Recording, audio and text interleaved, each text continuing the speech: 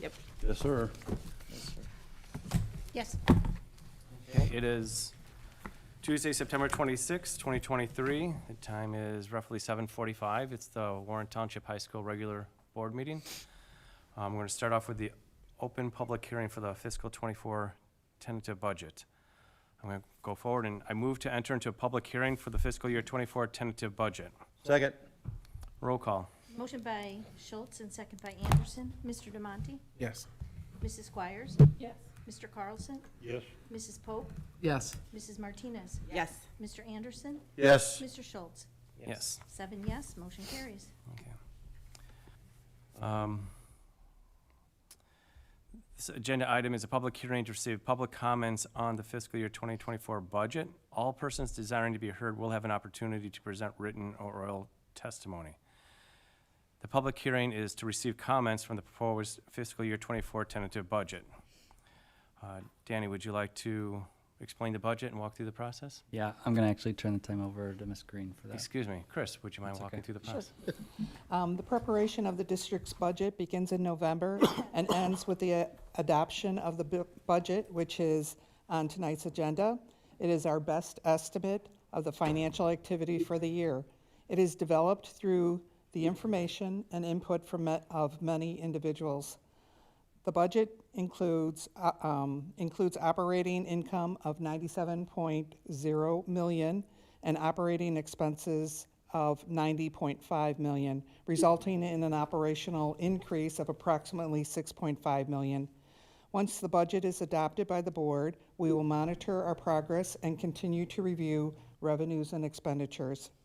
We will continue to update the board through treasurer's reports and other monthly reports.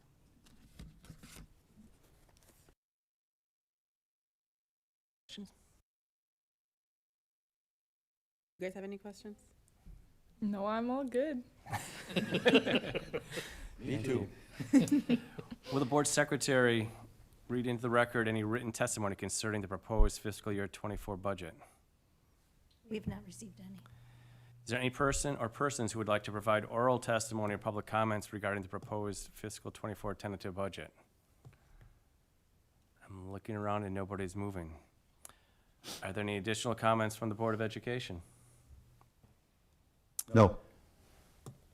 All persons desiring to be heard have been given the opportunity to present written or oral testimony with respect to the fiscal year '24 tentative budget.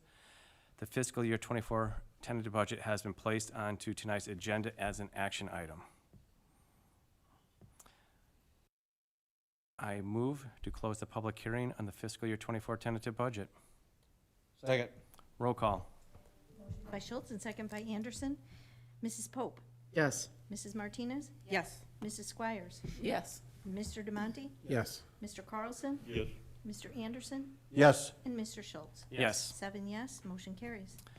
Next up is the beginning of open session. As we do every open session, if we could stand up and repeat the Pledge of Allegiance for the board members. It's hiding behind the screen over there.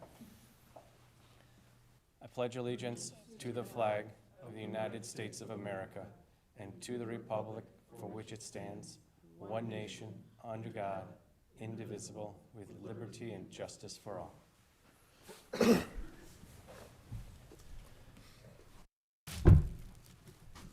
Next up is the approval of the agenda. Do we have any changes to the agenda? I do not. Want to consider moving Mr. Van Landingham up? Okay, agenda? Yep. I just considered that a change in the order, but not a change to the got it, agenda. okay. Yep. If not, I move to approve the agenda as amended. Second.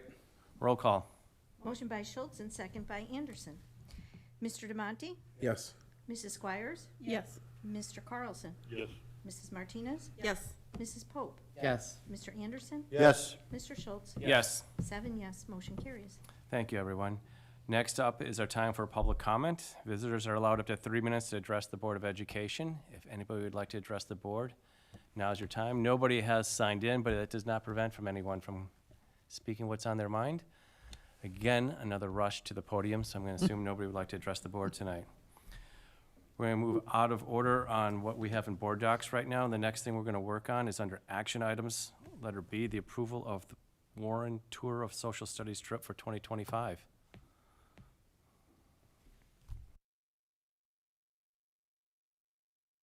Thank you. Good evening. First of all, thanks for being willing to adjust the order of things. It means a lot that I can go home, and You have a home? I believe it or not, yeah. I seem to be making perennial visits once a year.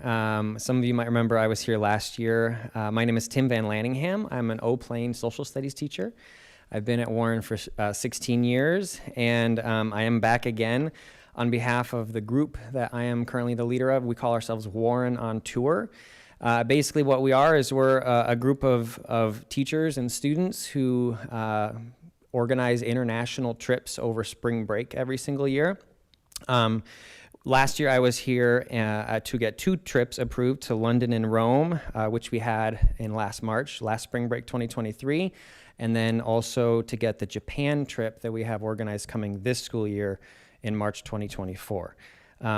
I just want to say very quickly, I know we have a busy agenda tonight, so I won't take too much time, but I really want to express my gratitude for the board and also all of my administrators' support, Dr. Danny, for sort of putting so much, putting a green light, so to speak, in front of us as we try to make these trips happen. London and Rome was amazing. It was a really, really incredible trip.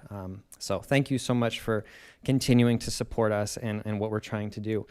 I'm here to request sort of another green light, if you would, for the 2025 spring break trip. So that's going to be next school year. It is hopefully going to be to Argentina. The dates of this trip are over spring break, as I mentioned, which is March 22nd through 30th, 2025.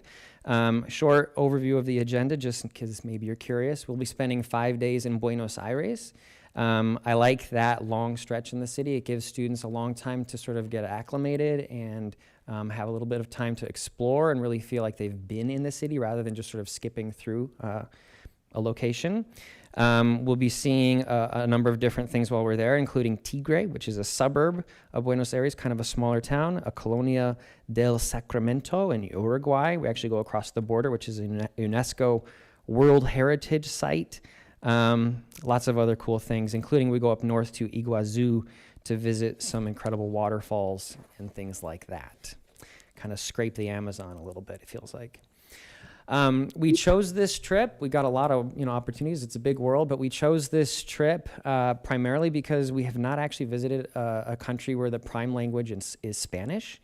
Given the fact that we have a very diverse set of students, and many of our non-Spanish speaking students also just take Spanish, we wanted to have an opportunity to take a trip to a place where that was going to be something that was the common language.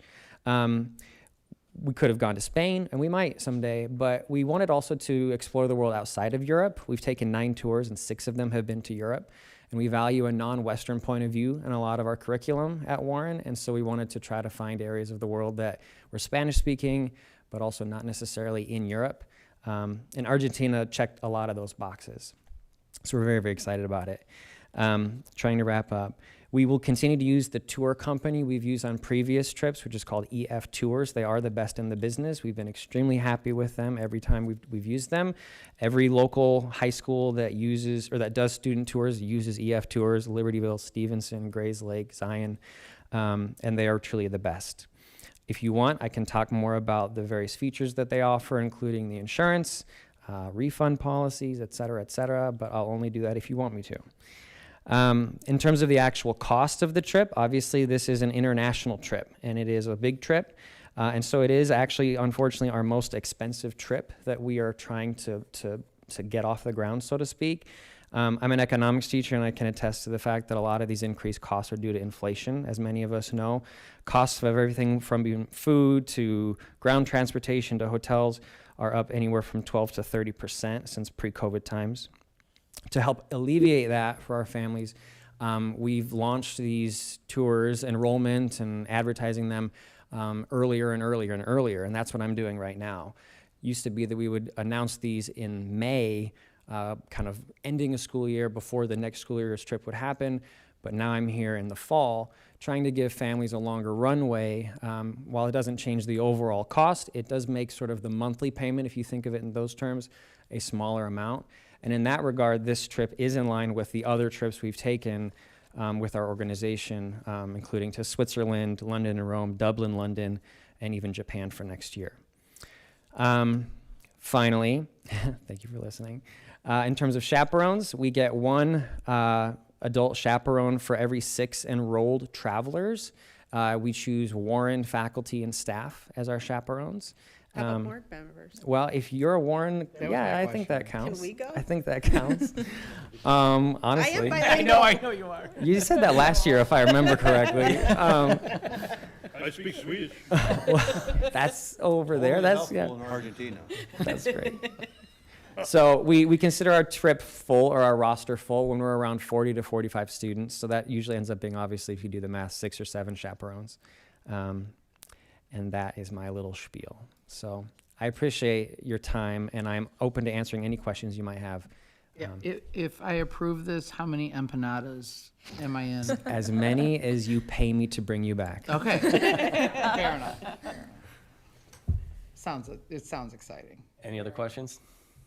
I'm all good. Thank you for doing the work to put this together. right? You're welcome. I Yeah, love Tim, it. thank you very much. I mean, we pressed my kids every year to go on one of your trips, and they all said, unless they could play soccer somewhere there, they weren't going on the trip, and they missed out, and they regret it now, but thank you for your work on this. Absolutely. It's a pleasure. How many students? Well, we consider a trip sort of at capacity once we're around 40 to 45. So we'll see how many we get this year. We also appreciate Tim. He is part of our newly instituted school improvement team. So 4 times a year, he gets in the room with a handful of our staff and some students and helps me make decisions for the school district. So appreciate your work there too. Thank you so much. It's a pleasure. It's an honor. Said, I move to approve the Warren on Tour Social Studies trip to Argentina scheduled for spring break 2025. Second. Roll call. Motion by Schultz and second by Carlson. Mrs. Martinez? Yes. Mrs. Pope? Yes. Mr. Demonte? Mr. Anderson? Yes. Mrs. Squires? Yes. Mr. Carlson? Yes. Mr. Schultz? Yes. 7 yes, motion carries. Thank you, everyone. Thank you. Thank you, Tim. Thank you. Have fun. Moving up to committee reports. Is there anything that we need to discuss on the committee reports? You know what, I don't have anything to add personally, but I know when I was talking to our students about coming tonight, at least one of them had a thought on one of the options or one of the discussion items from the committee of the whole, specifically the O-plane locker room. Really? Go for it. Yes, so the locker rooms last year posed a very large problem. Many students have been complaining, even as of this year, that the locker rooms are not kept up. There were a lot of bugs last year and just filth. Things were broken all the time. Like right now, we have no soap in the girls' locker room. We don't know why. I think it got stolen, but there is no soap and things are not working, especially in the locker rooms for the pool. Which I definitely speak on behalf of all the students when I say, please, can we get something done about this? It is filthy and we don't love it. We hear you. Okay. Loud and clear. Have any strong feelings? We just gotta look for the thief with the cleanest hands ever. and having high schoolers myself, that's not gonna be hard, so. Easy to find. We'll identify them pretty quickly. And they smell good too. Yeah.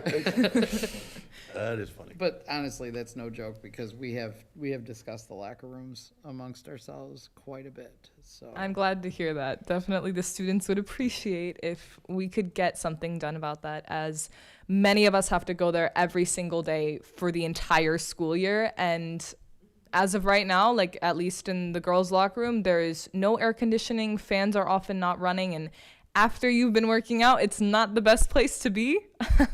So if we could do something to maybe improve the quality of the locker rooms, we would all greatly appreciate it. You had me with no soap. Yeah, me too. hit me with bugs. Yeah.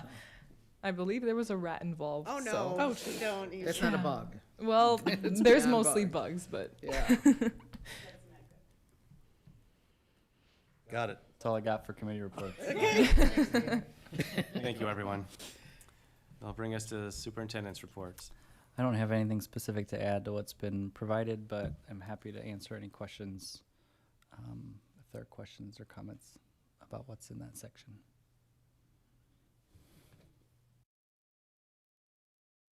Is all good? Okay. Says to me.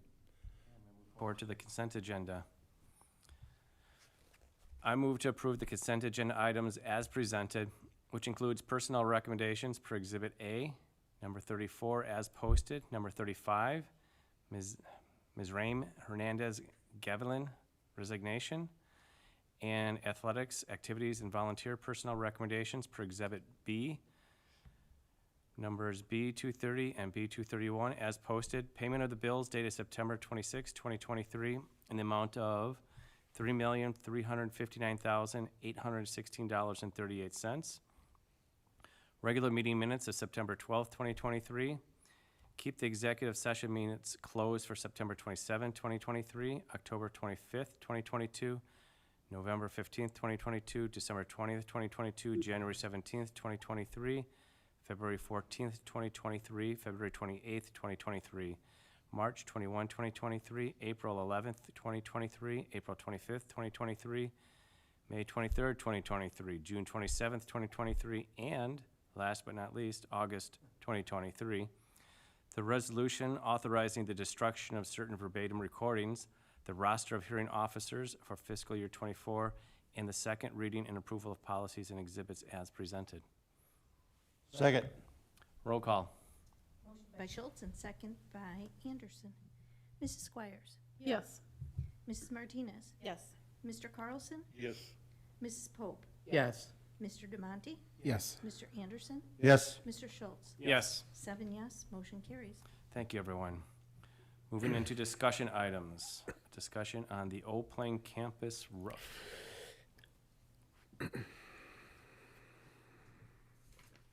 Phase 1 of the Oak Plain roof replacement has been completed. The administration has been planning with C.E. Crowley and Associates, Phase 2 of the Oak Plain roof replacement. The project's estimated cost is $3.5 million. Mr. Chuck Crawley and Mr. Scott Gordon are here to go over Phase 2's plan and specifications and the timeline for the bidding process.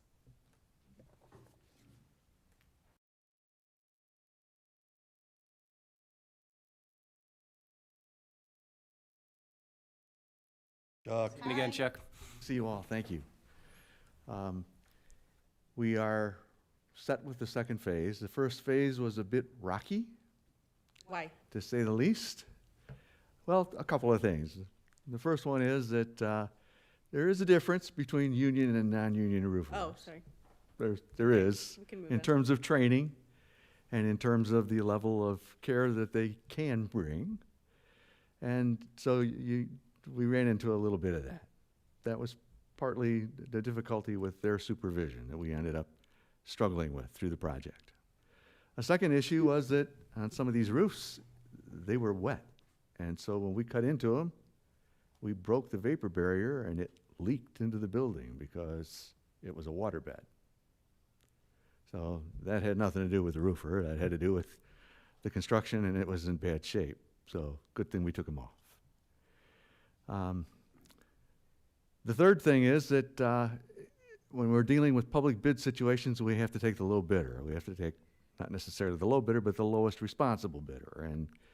And that means that sometimes you have to deal with a guy who can't provide the supervision that's necessary at times. So in the past, what we've been able to do is to literally babysit. But we had some personnel issues because of people going down in our firm, and we weren't able to babysit as much as we would normally have been able to do. I apologize for that. For that reason, we are doing an infrared survey at our cost for the district. It was Tell me what beyond that our is. control in terms of personnel, but it is something that we are going to do. Yes. What is an infrared survey? I'm sorry. It's an infrared is where we look at the roof at night with an infrared camera, and where the insulation is wet, we can see that with thermal imagery because it holds more heat than the surrounding dry area, and so we can tell if there is a problematic area that's incorporated into the system. And what will that do for you then? How will that, What it does for Moving us is it identifies potential problems that we can't see any other way. So if there's issues that we're not seeing right now, even though you're not leaking into the building, the insulation itself underneath there could be wet because of previous leak areas that were there. Now, we've cut cores and we've checked to be able to make sure that from what we can see physically, that that's not the case. But that doesn't mean there isn't something that, you know, when we cut a core, we're taking a probe in one single spot. We can't see the rest of it. And we're deducing that the rest of it is as good as the spot we're looking at. That's not necessarily the case. So with infrared survey, we can tell whether or not there's a problem. and then how do you proceed differently? Like, does that prevent a leak in the future? Like, No, it simply lets us be able to identify an area that's a potential problem for us, that's got water in it that shouldn't. And so now we can go back to the roofing contractor because he's immediately under his warranty and say, you got to carry this out and replace it at your cost. So this is in areas that were just repaired? Pardon me? This No, is these our- are the areas we just installed. You just installed? Yep. Yep. Okay. This is a back check on work that's already I been done. see. I thought this was on the new Right, no. repairs. Okay. This is on the new roof that we have just installed. I'm sorry, the going forward roof. Okay. Not on those because we're going to be tearing them off anyway. Right. Okay, thank you. Any other questions? How many contractors were part of the bid the last time? We had 10 contractors show up at the pre-bid meeting and only one submitted a bid. Do we know why? It was post-COVID, and it was, people were blocked up with work from COVID. They had inadequate crews because of COVID, and it honestly wasn't a big enough project for the things that were out on the street at the time. Do you foresee that changing going Yeah, forward? I foresee that changing a lot now. Do we have a minimum set of bidders? then We going normally, forward? you're going a public bid, so you publicly advertise.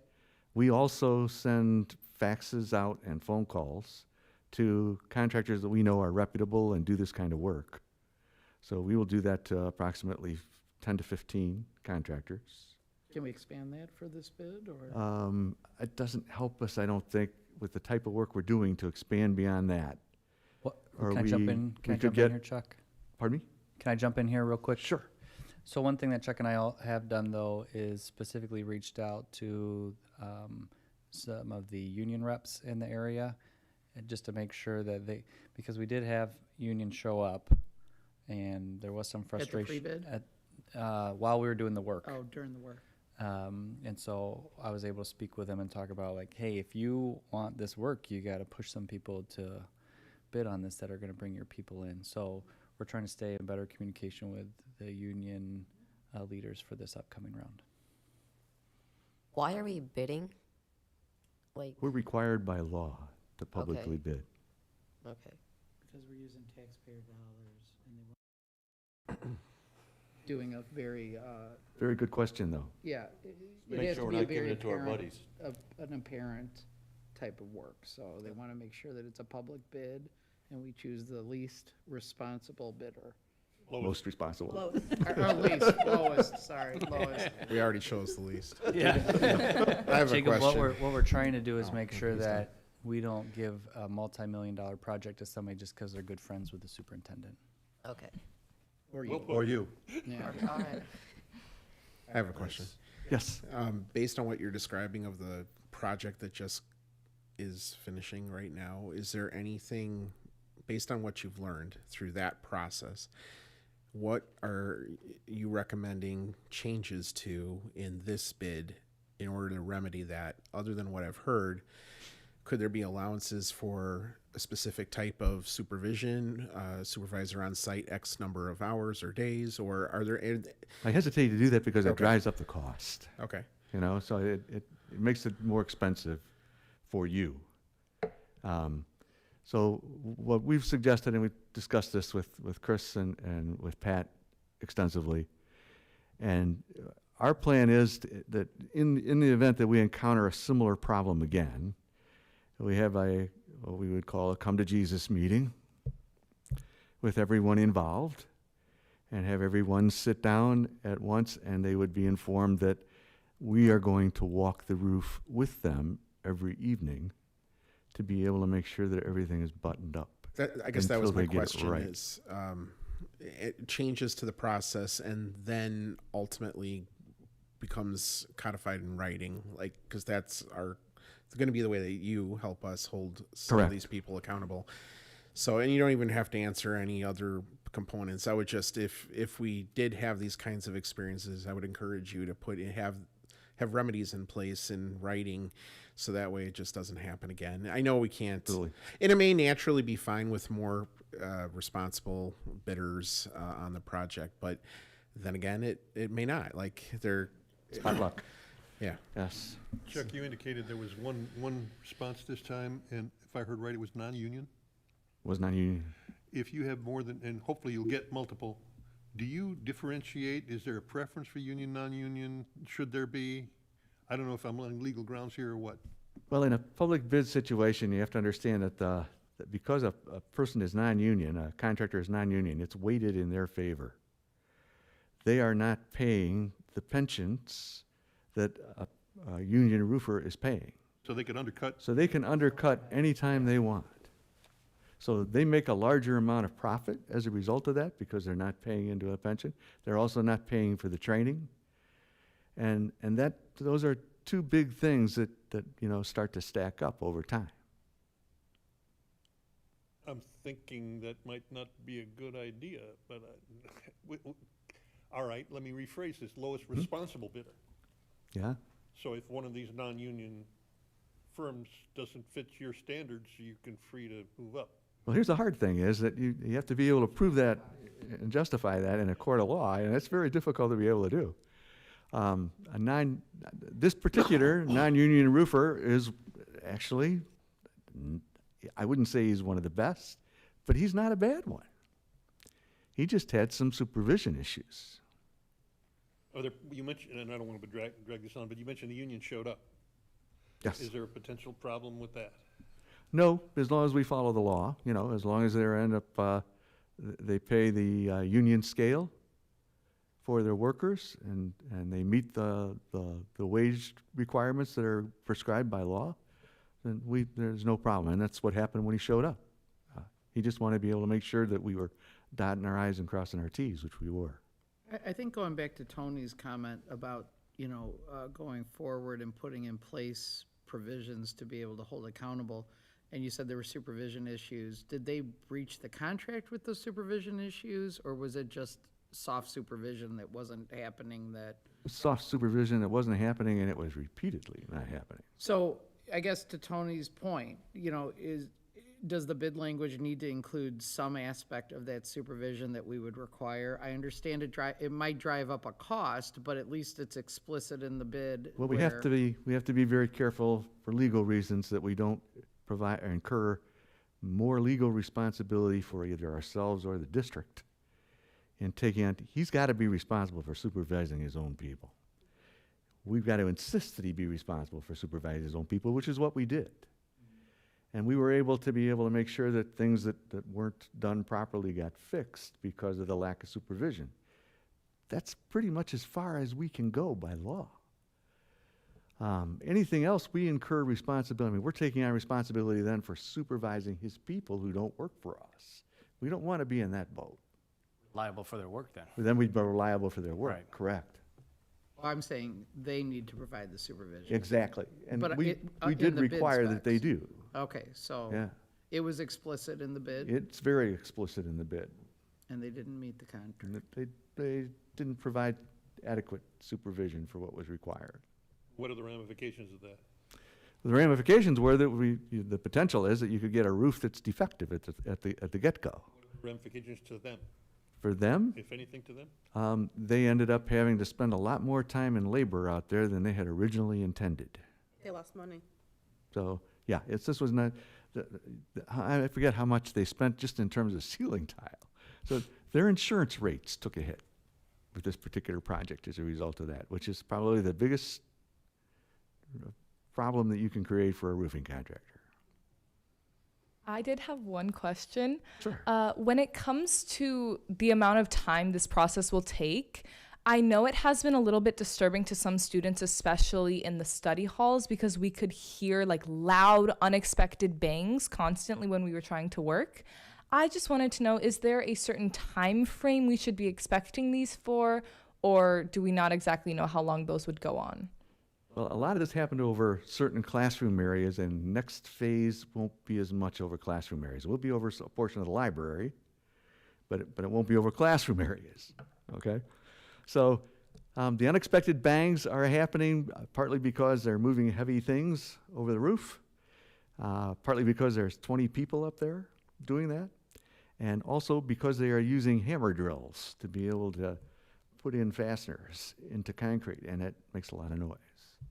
So, Anything happening over the girls' locker room? it did this past year. Okay. That's out of the way now, so at least it's going to be dry from the top. Couldn't help it. I don't blame you. Down a layer. Yeah, I will throw in here that this organization has been really good and really helpful and very responsive, especially since we had some issues with the contractors. But Thank you. Chuck and his team have been very responsive, and having somebody there who's an expert to help us through the hurdles as they came up was really, really helpful this last summer.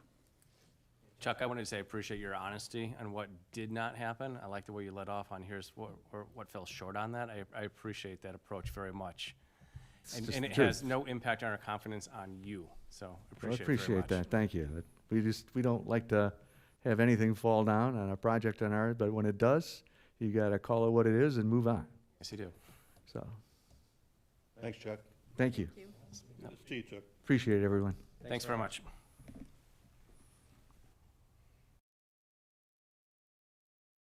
Next up is our first action item, the adoption of the fiscal year 24 budget. Any more questions, comments, discussion on it? We do have some information that we can present if the board would like us to do that, or we can just answer questions. I'd like to see a little bit of information just to do our due diligence. Okay, so I'm just going to hit on a couple of things of the highlights of the budget. The revenue from the June 22 referendum was realized beginning in May of 2023. That's when we first started seeing the extra revenue from property taxes. Ad valorem, or property tax revenue, when I was working on the property tax estimates, I based it on 1.5 increase in equalized assessed valuation and 8 million in new construction. Evidence-based funding, we're going to see a $400,000 increase. Salary and benefits are increasing due to staff salary increases and the hiring of additional staff. Increase in the O&M budget is due to address deferred maintenance. There is an increase in capital projects, and that is for the O-Plane roof replacement. On the revenue side, I'm sorry. Well, could you kick it back? Interest rates are budgeted flat. What we're paying or what we're getting? No, this is what we will be realizing in income. And interest rates in the spring were about 5%, and they're, pretty much around 5% now. So I did budget low because you never know what's going to happen. But Think the Fed is done? I do not. I think there might be one more increase, but I don't think it'll be significant. So conservative on the revenue side, revenue estimated at 97 million. Local sources estimated at 77.5 million. Local sources is property taxes, could be revenue from student lunches, impact fees, student fees, so anything that revenue that comes in on a local level. CPPRT is estimated to be down from last year. I'm estimating the amount that's going to come in revenue is 1.88 million. EBF, as I said earlier, is estimated at 8.5 million, which is going to be an increase from last year. And then, just as a reminder, this is the last year for the ESSER 3 grant. Now, on the expenditure side, I am aggressive with expenditures.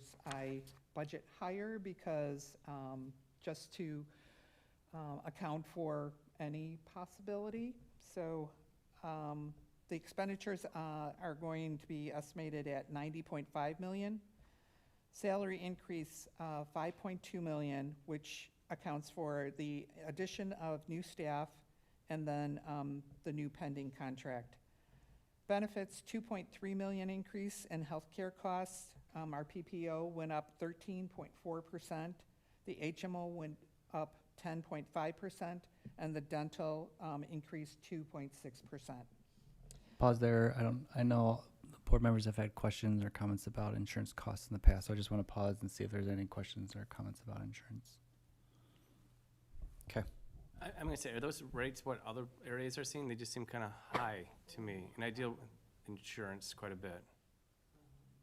Yeah, the insurance committee did look at a very quick cursory review of insurance rates when these came in, and they were similar, it seemed at that point, to what other co-ops were looking at, but we are planning on this fall doing a more formal survey of what's out there, so the board can look at that before you have to make decisions this year, because by the time those rates come in, it's really hard for us to There's not a lot of time to around. react. It's, No. yeah, the brokers come and they say, here's what it is. Yeah. I also thought that those increases were dependent on how much our claims are. Is that incorrect? It's a very little bit of it. Most of it is just general population experience.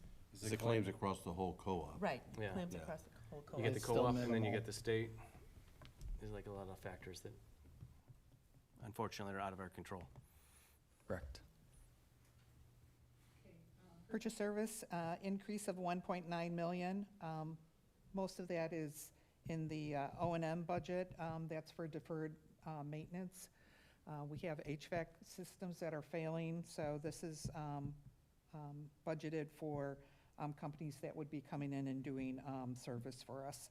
But there's also increases in the special ed transportation. Those rates or costs are continuing to increase, and some special ed services that we are provided.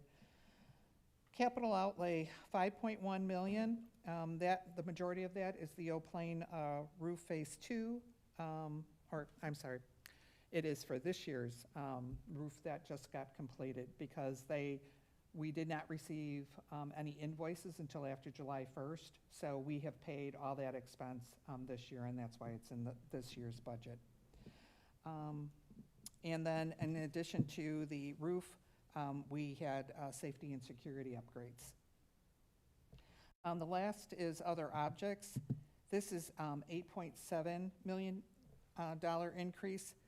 Of that $8.7 million, there's a $4 million transfer that we do, and the $4 million transfer is not really an expense, but it's included into the budget. It's a transfer.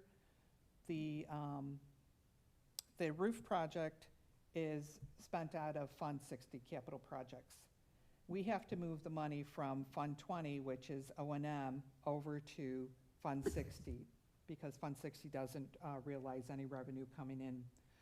So that transfer, they call it a below-line transfer. It has to be accounted in the budget, but it really is just a transfer. So that's why you will see that other objects cost is up, but the majority of it is the transfer. There is some, I did increase outplacement tuition.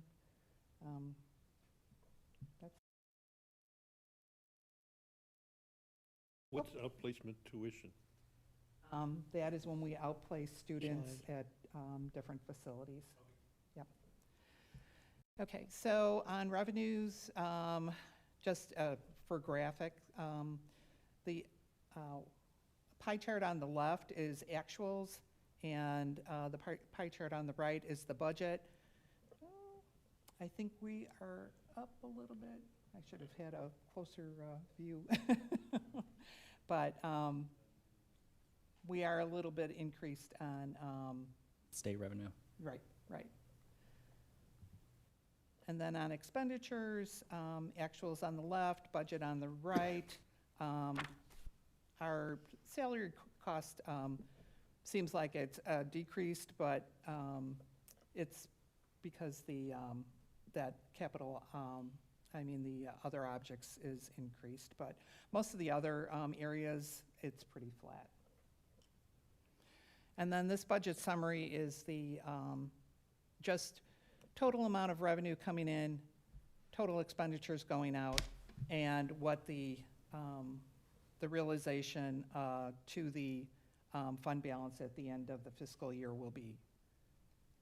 I do anticipate that.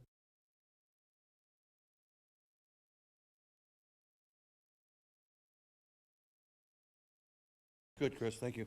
Thanks for doing that. Thank you. Questions or thoughts before we make a motion? It's like a good budget. On that note, I move to approve to adopt the fiscal year 24 budget, whereas the Board of Education of Warren Township High School District 121, County of Lake, State of Illinois, caused to be prepared in tentative form of a budget, and the Secretary of this Board has made the same conveniently available to public inspection for at least 30 days prior to the final action thereon.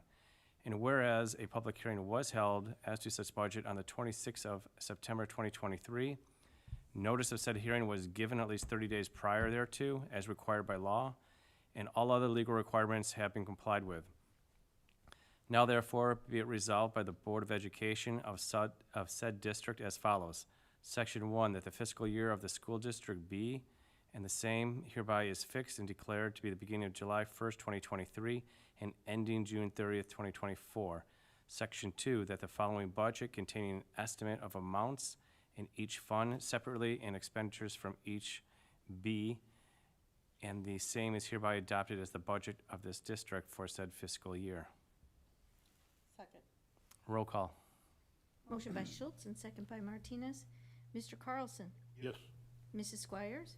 Yes. Mrs. Pope? Yes. Mr. Anderson? Yes. Mr. Demonte? Yes. Mrs. Martinez? Yes. Mr. Schultz? Yes. 7 yes, motion carries. So if I could jump in here real quick, if you as board members get questions from the community about the budget, probably the quick talking points are, we approved a budget this year that prioritizes 3 things. We're increasing services to students, so we've got increased salary and benefits. We have a deferred maintenance that we're starting to budget for, and we have a big roof project that we allocated money for. Those are probably the 3 things that in the grocery store you could talk to somebody about. That's very helpful. And one other comment with our 2 student representatives. There wasn't a whole lot of conversations like we have during the committees of the whole. Are there topics you want to bring up or anything that we should hear as a board? Other than we need to visit the girls' locker room and make sure it gets cleaned up? I've heard I'm very bad personally things. not going to visit it, but I mean I other think people. the boys are included. No, in I've that heard the comment. very bad things about the boys' locker room as well. Yeah, apparently it's even worse than the girls. But personally, I just did want to bring up that a lot of students are feeling very overwhelmed by the amount of homework we are given, especially in the honors classes. Yes, it is a more rigorous course. However, teachers seem to give us like 5 times the amount of homework. And I just think if there was some way to put a regulation on that, or maybe lessen the amount of time we have to do homework at home, a lot of people would be a lot happier. We'd get more sleep, and we would be able. Not all students have a study hall. For example, I have one first semester, but I do not second semester. A lot of students are also involved in student council and FBLA, which take place during their lunch periods, which is half shared typically with study hall. So During football games, like. yes. How many hours a night do you typically spend doing homework? Personally, I am in the highest classes you can take. So every night I would say I spend about 4 or 5 hours doing homework. What time do you go to bed? See, that's a tricky one. Typically, I try to end my work around midnight. That was average for my son, if not 1 o'clock all last year. Yes, so a lot of my friends, 6:45 or something? yes. My And daughter goes earlier. to bed about midnight from homework. yeah, a lot of my friends agree that we all go to bed very late, and especially if there are like big tests coming up. Sometimes we're up till, I've been up till like as late as 3 a.m. So it gets a little bit rough later in the school year. Jacob, what's your experience? I'm not a smarter, sir, but I do have like an hour or two of homework for sure, yeah. Bed at 11 o'clock, so yeah, it's rough. I doubt we have any ability to say anything about that. Yeah. Talk to Danny. Talk to me today about it. We had a conversation about this. Yes. And we've also brought it up at principal leadership team meetings and the meetings you organized last year for student opinions. It's interesting you bring it up because I struggled with it with my own son last year who took 4, if not 5 AP classes. I can't remember how many. But when you think about it being a college course, then, you know, you have to accept also the fact that you're working at a college level with the amount of college work that would be assigned, and you'd have much more time, right, as opposed to being in a high school schedule. So that's a tough one. Yes, I certainly agree. I also do think, though, last year we were only allowed to take one class of AP as freshmen. And that one class gave a lot less homework than most of my honors classes. So I'm not sure how it is at the Almond campus, but for the Eau Plaine campus, it's not necessarily the issues we see in the AP courses, but it's rather the honors courses that have a lot of rigorous classwork. Is there a limit on how many courses they can take in terms of honors and AP, you know? I don't think so after freshman. Only AP is limited. We are only allowed to take one AP course freshman, sophomore year. After that, it is not limited. But honors courses, you can take as many as you want. I would say they were proactively trying to discourage my son from taking so many, and he chose to take them. So they do recognize it's a lot. It's a lot. I'd say my insight as a parent, not as a board member, who had 4 kids in very similar situations as you with all honors, AP, sports and all that, and they stayed up same kind of hours with no sleep. So the shiny side down the road is once they hit college, they were so more well prepared, not just what they knew, but how to study and how to stay dedicated and organized you are. I was lucky to get my kids to show up. Yeah. So I think long term, you're going to find yourself in college going, this leap isn't so bad. I got this. We'll say I really hope so. yeah. Yeah. If not, come back and say, find me. Or don't. Anything else? I appreciate your comments. Anything else by anybody? All good? We do need board members to stick around to sign the budget afterwards. Not, I move to adjourn the meeting. Second. Roll call. Motion by Schultz and second by Pope. Mrs. Martinez? Yes. Mr. Carlson? Most definitely. Mrs. Squires? Yes. Mr. Demonte? Yes. Mr. Anderson? Yes. Mrs. Pope? Yes. Mr. Schultz? Yes. 7 yes, motion carries. Thanks, everyone. Have a great night. Stay happy, stay healthy. Well, have fun at homecoming. Be Thank safe. you. Thank you.